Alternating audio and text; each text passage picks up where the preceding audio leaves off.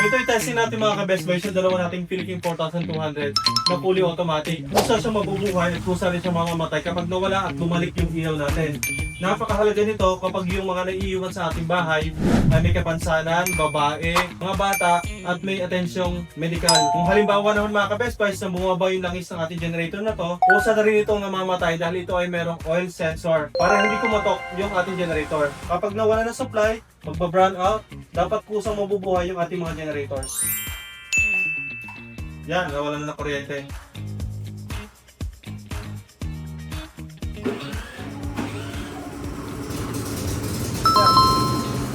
So, hintayin nyo na naman kayo ilaw.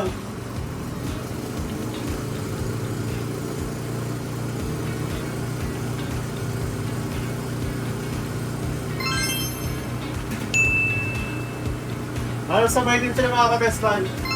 I-load test natin yung dalawang generator at gumamit tayo ng welding machine. Unahin na natin yung unit ni Ma'am Laylie Villena dyan sa Southern Leyte. At i-testing na rin natin yung unit ni Sir Jordan Auza. Ayun, okay na. So kunwari may kuryente na. Dapat mamamatay na po sa'yo ang ating mga generators.